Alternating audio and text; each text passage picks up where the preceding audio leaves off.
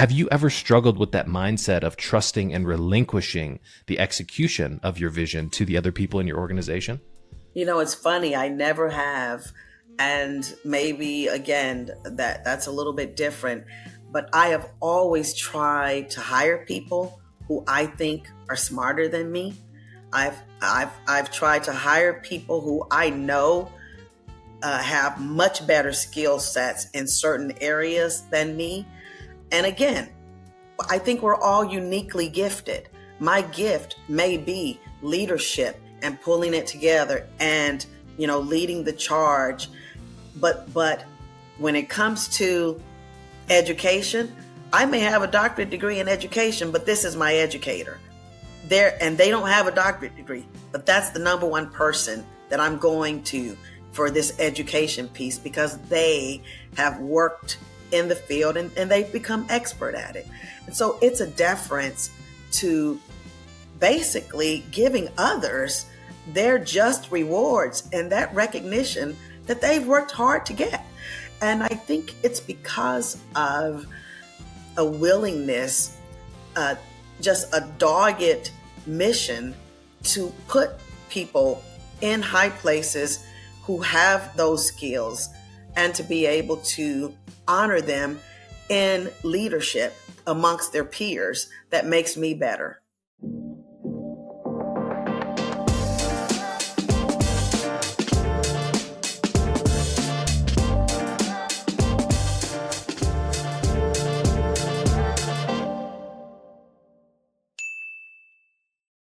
All right, everybody, welcome back to a brand new episode of the Hart and Hustle podcast. Now, today's going to be an amazing conversation with another amazing leader who sits across this digital table with me today. Now, we are talking today to the CEO and president of the Gulf Coast JFCS. Sandra, welcome to the show. Thank you so much. It's great to be here with you, Keenan. In today's conversation, we're going to talk about your personal journey to being the amazing leader and the vision caster, if you will, for JFCS. We're going to talk about, your innovative approaches to mental health, serving the community. We're going to talk about some of the economic challenges that naturally we face when organizations come to combating these macro issues in our society and our communities. We're also going to talk a little bit about leadership today. But before we dive into that, how did this amazing person who sits across the table from me here today do the work that she does? Let's go back into your origin story and give everybody a little bit of flavor about this awesome person.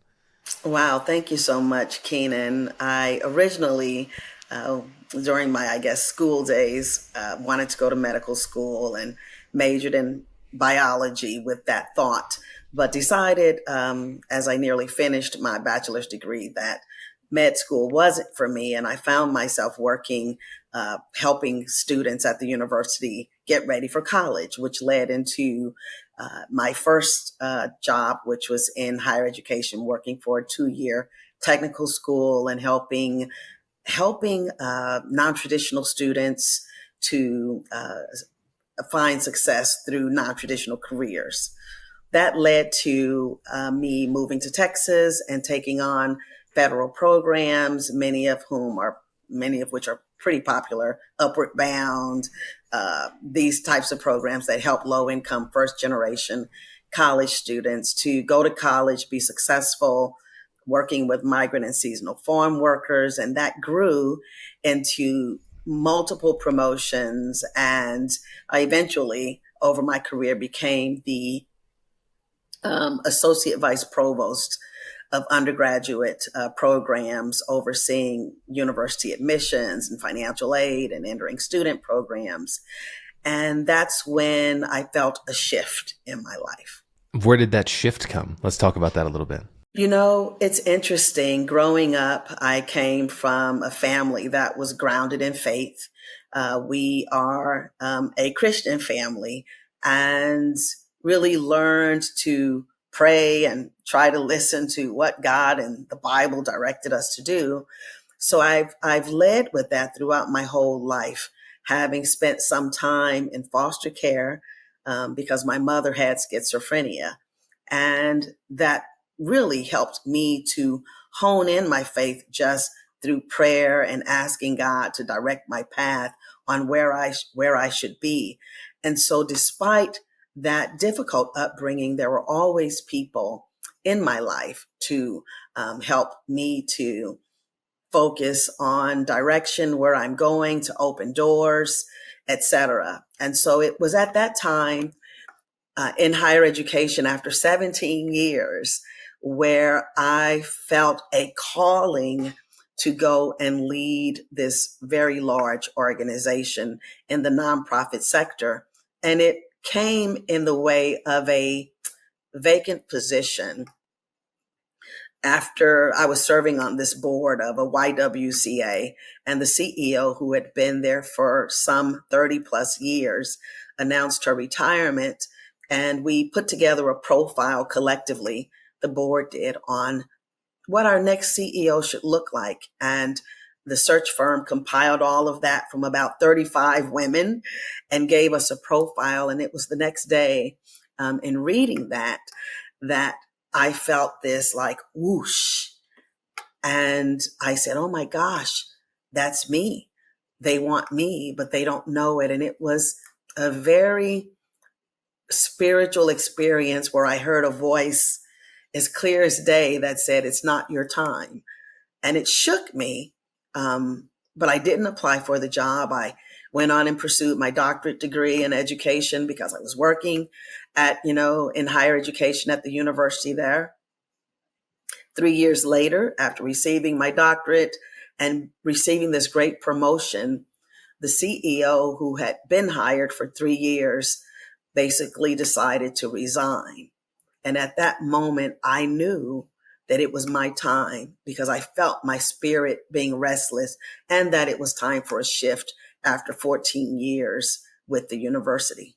Did you have a moment of losing confidence when you saw the profile that was created? It basically articulated your genius. Then you said, you know what, I'm going to step away from this. And if the time is right later, the opportunity will represent itself. What was it like when the opportunity represented itself and you knew that this was your time to take action? It was surreal, very emotional. I remember calling a mentor who had retired years prior from healthcare. And he was some 70 years old at the time, and we met for lunch.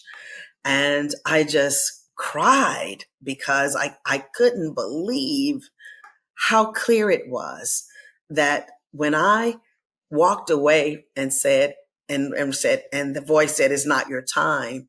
I said to myself, I will know when it is time. And it was because of that promotion that I'd received that really wasn't settling in my spirit that I knew it was time. And the minute that I opened my heart to whatever God had for me, it was 3 years later, and this position availed itself again. And it was clear to me that it was my time. But it was emotional. I could imagine. I mean, what was the process like of taking that leap of faith to now work and lead an organization? You had mentioned some things like, this organization, a Jewish institution, is not where your background comes from. And so you being the leader who comes into this organization, now you have an opportunity to lead and impact this amazing organization. What was that like? Did you have any hesitancy in that process? So that is another shift forward 10 years. After leading the YWCA for 10 years, I also reached that point where I knew it was time to move forward and to take the next step. It was very clear, again, following my faith and following what I feel like God is leading me to do. And my pastor, my pastor told me I was getting an interview, and this search firm reached out to me trying to find the next CEO of Gulf Coast Jewish Family and Community Services, which is the organization I currently lead. And I thought, Jewish? I'm like, they must be talking to the wrong person because I'm not Jewish. And it was, in Florida and I'm in Texas. And I said, this can't possibly be the case. But that Friday, I went home and found an email from a local job I'd applied for, basically saying we're moving forward with other candidates. And it forced me to research this institution and its history. And I discovered an incredible organization that had experienced tragedies in the CEO office where there were back-to-back tragic deaths within a 5-year period. And then I saw the programs that they do. supporting Holocaust survivors, refugees, children in foster care, mental and behavioral health. And I thought, wow, this is like my life full circle, working with all of these different populations. And the foster care mental health really drew me. And I realized this is a real opportunity. And they're clearly looking for the best person for the job. And you don't have to be Jewish. And so after a few conversations with the firm and a couple of interviews and flying back and forth to Florida, I was offered the position. And 8.5 years later, I'm still here and we're doing great and doing great work. And it's really been a gift. How does it feel to have such a fundamental impact in the community, in serving so many different service lines and uplifting so many people who need help? How does that kind of reinvigorate your spirit to show up and do the work that you do every day? Well, I tell you, it's not always invigorating. It's not always invigorating for sure. That's where that, heart comes in and just taking a deep breath because there are when you're working with such a large organization, we are about $60 million with some 650 employees and more than 50 distinct programs with such a complex organization. It certainly is not without its ups and downs. But that being said, the bulk of the days are the celebrations of children being adopted, children being reunited with their parents, Holocaust survivors that are able to, live independently, and seeing folks with mental health issues, especially those with pervasive issues, being able to live as comfortably as possible in a least restrictive setting, working with elders and seeing people get housing.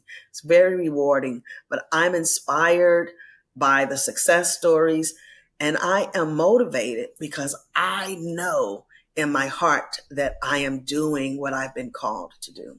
One of the things that we talk about often is when we get our goals wrong, they turn into horizons. So when we're serving the community, we're helping so many people. One of the biggest challenges that we face is not appreciating the small wins along the way. How are you making sure that the accomplishments and the lives you guys impact every single day are things that you can celebrate in the opposite side of just thinking about this as another check mark that goes along this long journey? Does that make sense? Yes, it does. And I have to tell you that I have to remind myself to stop and smell the roses because I really am quite not driven in a perilous sense, but I can go, go, go, go, go, go, go. And I don't expect others to have that same wiring. And I acknowledge that my wiring may be a little bit different, but I do have to remind myself to stop and smell the roses. But I do appreciate people. I take the time to appreciate those who work within the agency, those who volunteer, those who are donors, trying to ensure that the general public is aware of the tremendous work that they are doing. I have the blessing of being the face of the agency out in the corporate sector and in the community, but they really are holding it down. They're the ones who are doing the work, helping people to survive, holding the children's hands, and making sure that they're safe. And so I am driven by their need to continue to do this work and by the community's need to have us because we are filling a gap that others, and typically we're in spaces where we don't find other nonprofits. $60 million organization. Thinking about not only how much revenue you guys make, but how many lives you guys impact on a daily basis. I've really been thinking a lot about the form of gratitude.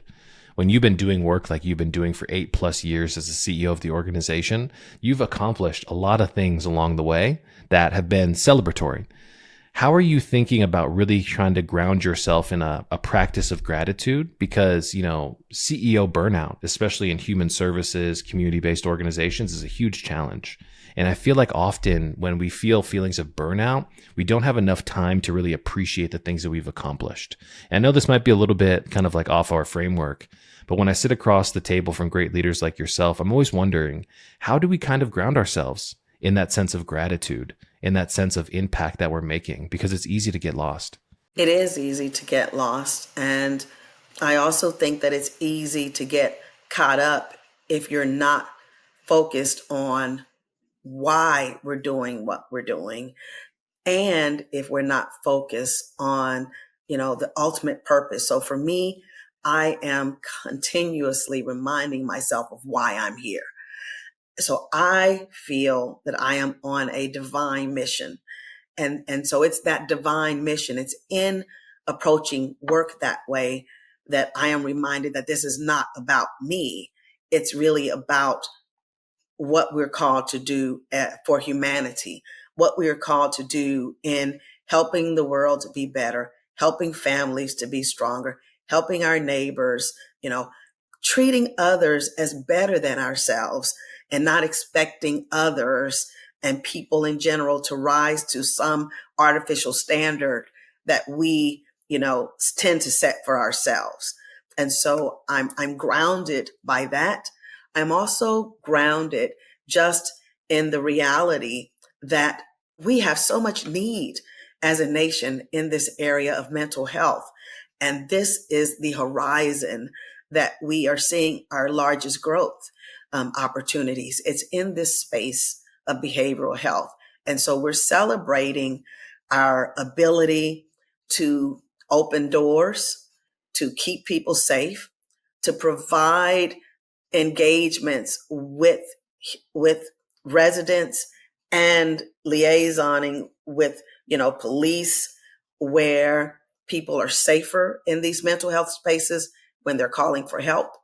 And um and we're also taking a moment this year to celebrate our 50th anniversary, which is an incredible accomplishment. And so for the past 18 months, we have been taking the time to pull together our history, to research and to curate this history that had not been gathered because of these tragic deaths in our CEO office. One who was here for 30 years, who I'm certain, had there been awareness of impending doom relative to his life, we would have had a written history far before then. But we really had to start from scratch and pull together our history, do a lot of research. And honestly, we've been taking the time to reconnect with those people whose families and who are legacies from families that started this organization more than 50 years ago.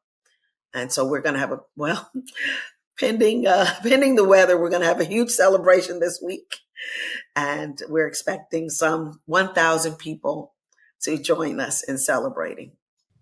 I know in our previous conversation, you were saying, I'm right in the midst of writing this book about our 50-year history. What is some stories or some things that you maybe have discovered in your own research about the organization that have really kind of inspired you to be in the seat that you're in? Well, one of the things I was surprised to learn was that our organization was on the forefront when there was an effort to deinstitutionalize adults with mental illness, and to basically say we are no longer going to keep adults with mental illness, in these hospitals settings and institutions against their will. And our organization was one of the first to establish residential homes where adults with mental illness can live with support, sharing resources while adjusting back to the community. Another thing that I was surprised to learn is during the early days of the AIDS epidemic, our agency was the first in Florida to begin, and to be, especially in the Tampa Bay area, to begin working directly with AIDS patients. And all of these are things that tie back to the organization's Jewish values of, providing, respect and dignity and honor, and helping to repair the world, and helping, the neighbors, and helping to heal, and basically ensuring justice, helping others to gain justice. And so these values of justice and respect and dignity and, generational support and respect, they run through our work. And these are things that we've continued today. I often, as I get older, I think about my ultimate sense of accountability is to do right by the people who came before me in my lineage. Now, my grandfather was a sharecropper in Arkansas, or my my grandfather was born in the 1930s and was discriminated against because of the color of his skin. My father was the first entrepreneur in my family who took incredible risk to give me opportunities that I have. And when I was listening to your story there, 50 years of heritage of leaders who came before you, how do you kind of deal with the weight and the responsibility to be able to kind of push forward the continuous message and the great work that you guys do? Does that ever weigh heavy on you, or does that It excite you in the same does. way? It does weigh heavy on me. I don't Mm-hmm. take it for granted. I don't take it lightly. And I am humbled to a fault of acknowledging that it's because of others I am here. It's because of those who preceded me that I have this charge to strengthen the organization, to ensure that we are able to continue those services that are needed, sunset services that have, that have passed their time thoughtfully, and while looking to the horizon to ensure that we are meeting emerging needs. And the people who built this organization, the family legacies who continue to support this organization, I feel personally responsible. And that is a burden. I feel personally responsible to make sure that our workforce can continue to provide the services to the tens of thousands of families that we are serving every day. And it is, while it's a burden in some respects, it feels like a burden and it's a weight. I also am lifted by the fact that I know that I was called to do this. And so I believe that there is nothing that I can't do with those surrounding me without the help of God and without the support of this almighty, being and deity that is helping me to see where to go, helping to guide my steps and helping to guide my heart to see those things that I need to see. I feel like you're in a beautiful position to continue to innovate and lead the organization towards the future. Because very frankly, often what got us here is not going to get us there. So how are you thinking about your long-term impact and being able to meet the needs of the community? In our last conversation, we talked about your neighborhood hubs. We talked about responding to, non-violent calls to 911. These are all things that I don't think were forecasted 15, 20 years ago. So how are you thinking about innovating as a leader when it comes to serving your guys' community? I tend to be a trend watcher, and I try to see what's on the horizon. I watch lots of news. I read. I attend uh, meetings in the community, especially uh, meetings about the economy, meetings about education, and I think because I'm always looking forward and trying to see what's happening. I'm connecting the dots with where we are, with layers of perhaps things that we can add to begin transitioning to the next thing, to make sure that we're ready when the time calls. Um, I also think, that just in innovation, thinking about how we innovate, we talk about innovation and it sounds so complicated. Oh my gosh, how do you innovate? And it really is I think it's small steps. It's not necessarily something huge. It could be something huge, but I found that when you are innovating by constantly taking one step at a time forward, and making those steps meaningful by adding just this next thing that's going to make this better. We didn't start with cameras and cell phones, right?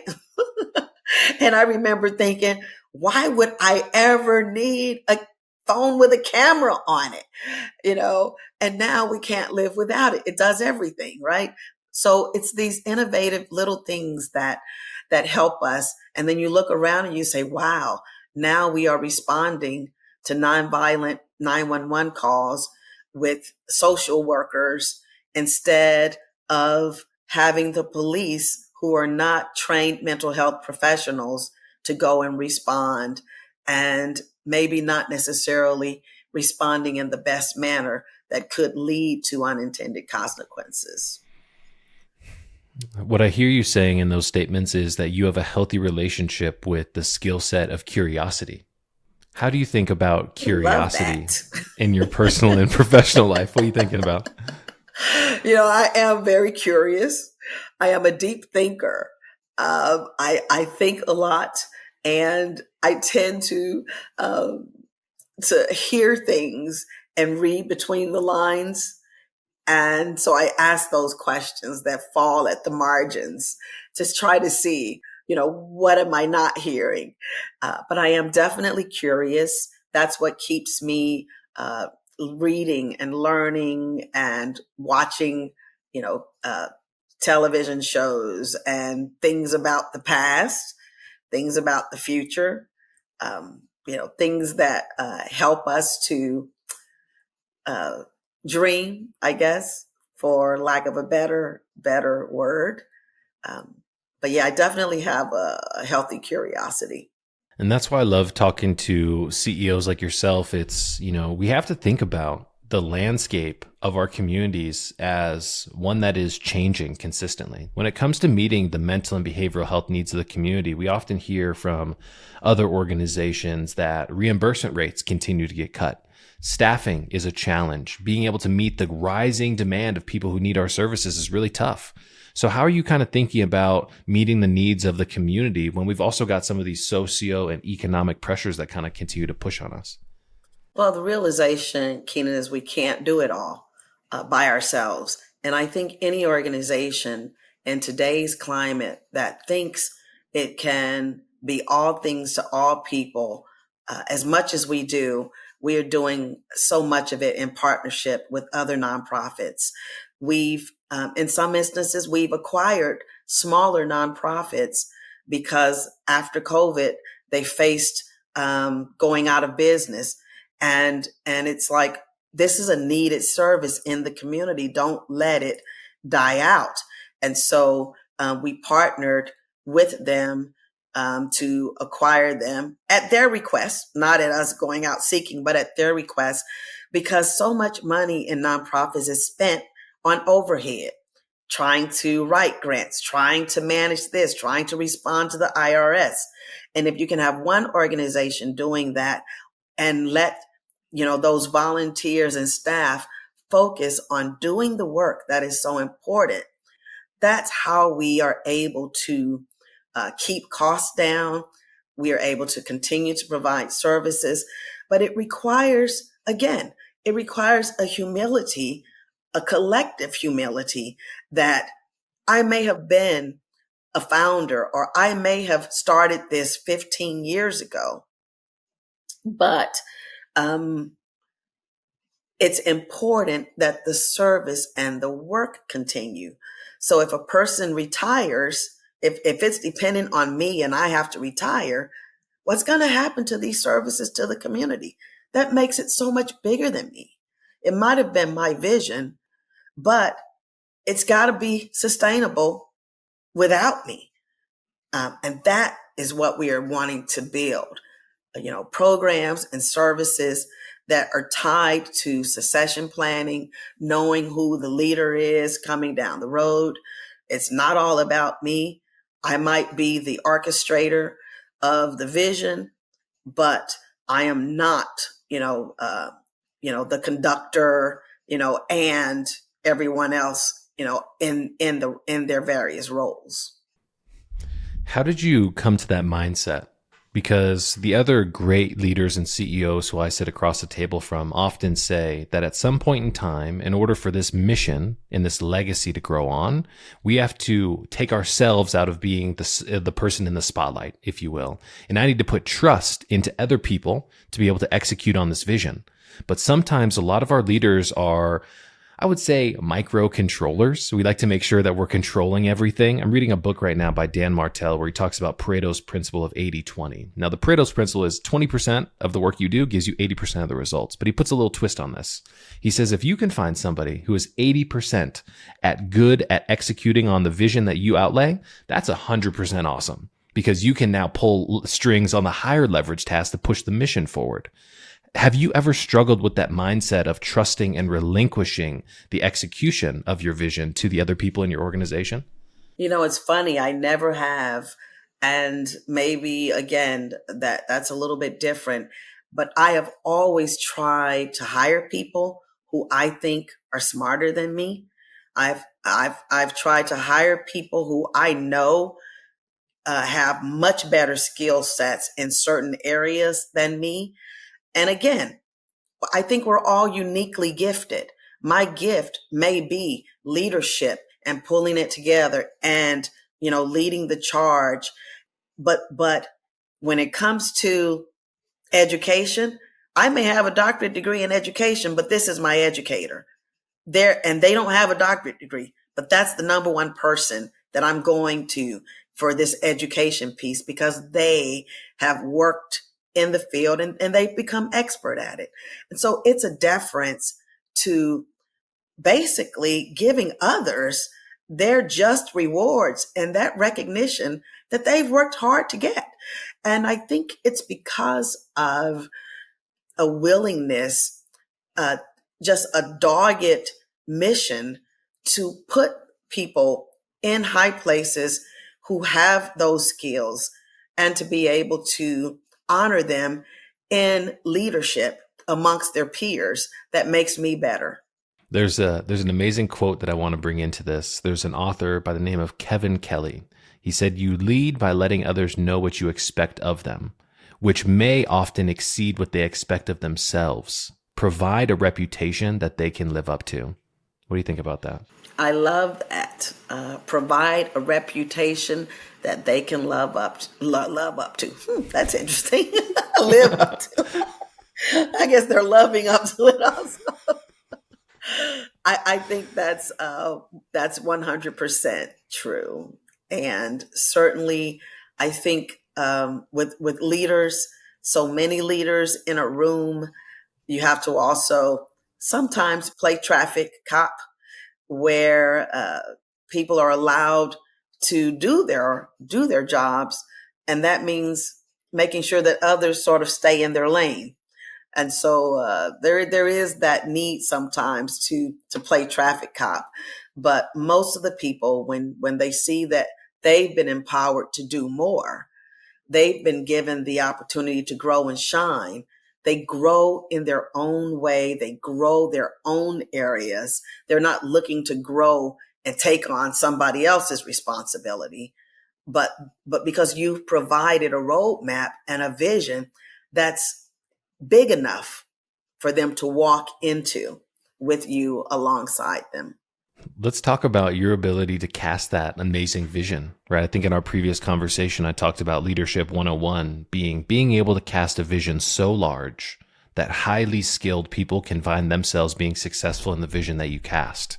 How are you thinking about your ability to cast the vision with this next generation of great leaders who are coming in that might want to work in this space, but also have so many other competing priorities like Instagram and TikTok and YouTube and all these other things? How are we thinking about attracting that next generation of amazing leaders like yourself? That's a great question. And I spend a bit of time, not as much as I'd like, but a sufficient amount of time mentoring up and coming leaders. And these are both young professional men and women who are trying to find their way in their particular career fields and trying to navigate some of the social social relationships around work and management and place and roles, responsibilities. And oftentimes, I think with this fast sort of Instagram, get your message out today, get it here today, there's a programming where we want what we want, and we want it now. We want instant feedback. We want to know that you see me, and I want my promotion, in 1 year if I don't have it. But it really takes time, despite the fact that technology has moved us along very quickly. That has not moved our individual minds as humans and the development of our brains and bodies, and just that maturity that comes with leadership, that comes with working side by side with people, that even that has taken a step back because of COVID and this hybrid workforce. And so it's more challenging, and so I'm trying to help the next generation really understand that there is a time that no matter how good you are or you think you are, there's a time that you still have to earn and spend to get that level of all around respect, because it only comes with being in space. And you might grow fast, you might make a ton of money, but at some point you find yourself trying to figure out, how did I get here, and what am I doing, and where's my help, and why. And it's because you got to slow down and understand that the world isn't out to get you, but we need leaders who can discern. There's a discernment there that comes with only lived experiences, and that's time. That discernment to lead, the discernment to make the right decision, to be able to read the room and answer the question before putting your foot in your mouth. I've tried to reframe this entire idea as in a reframe from the objective that I'm trying to get out, which is the investment that I'm putting my energy into. Instead of the objective, I'm putting all of my energy into building the future version of myself. Because when you invest into yourself, when you have sunk in time, when you have lived experience, the skill sets that we develop through these micro moments and interactions and different experiences that we have, all of a sudden someday come into the light, and that skill set performs incredibly well.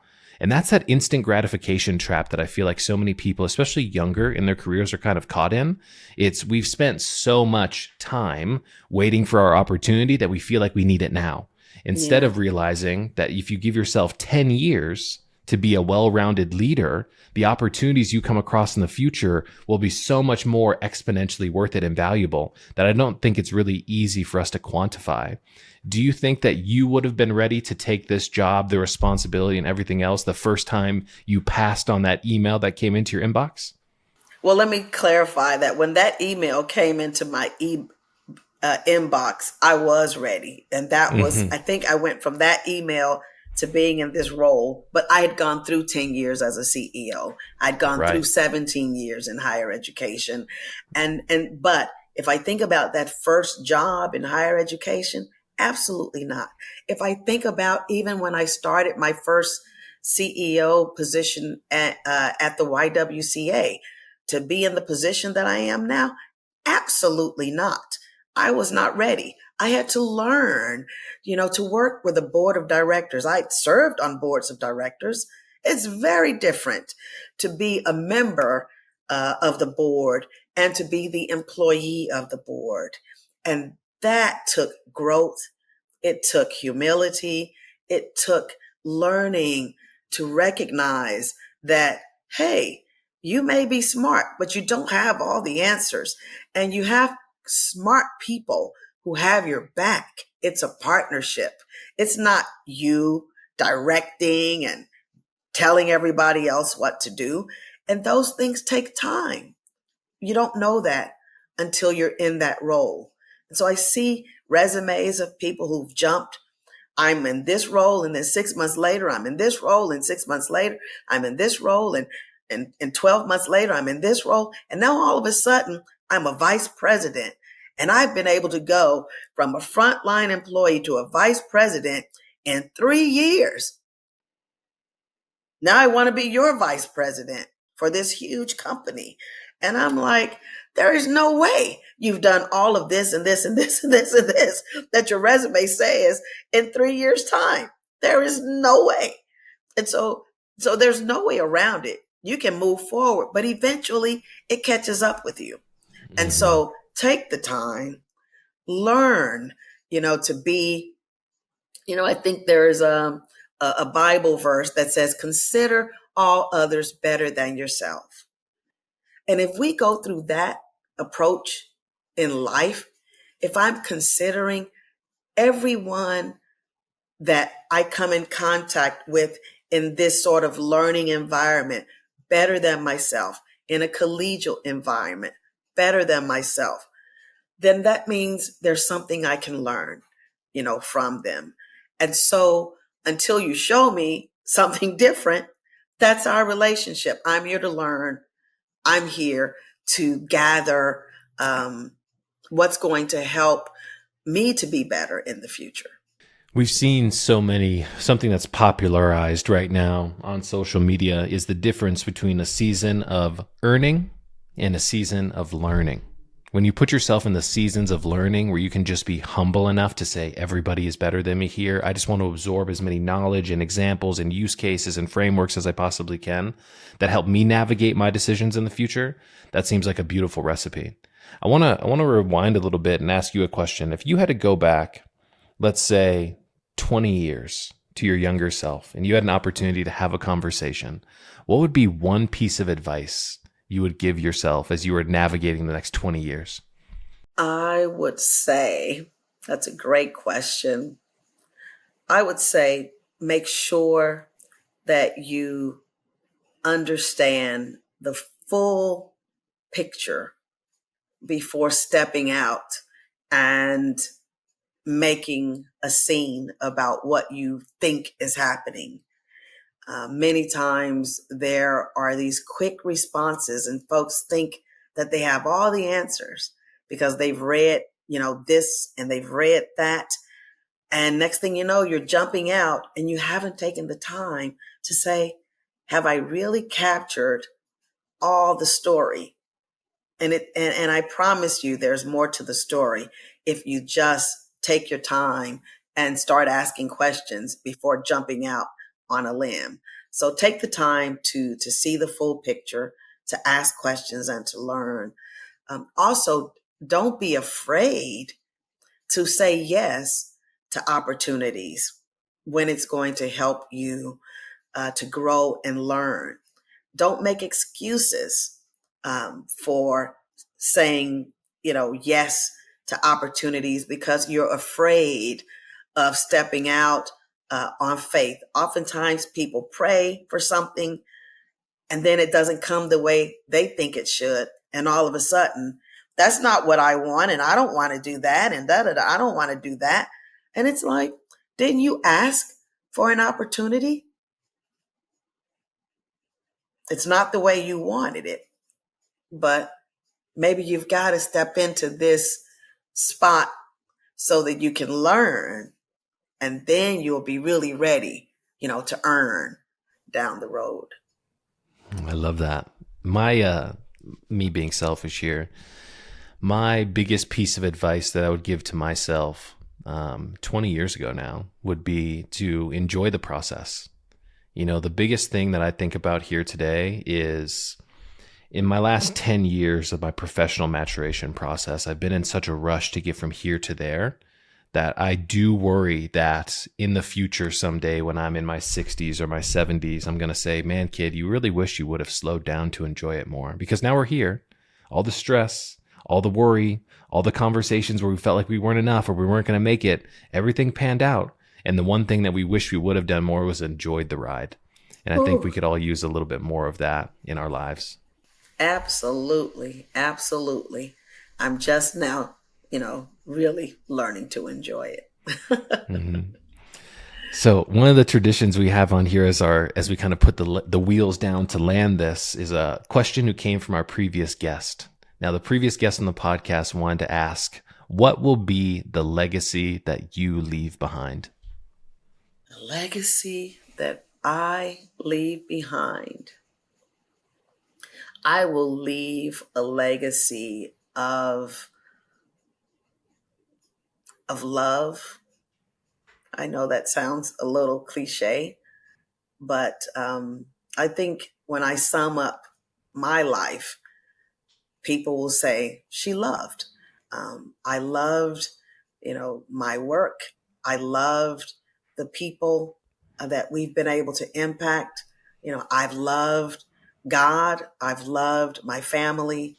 Um, and I've left, this place where people can see uh, a heart that comes alive through all of this work and all of this effort.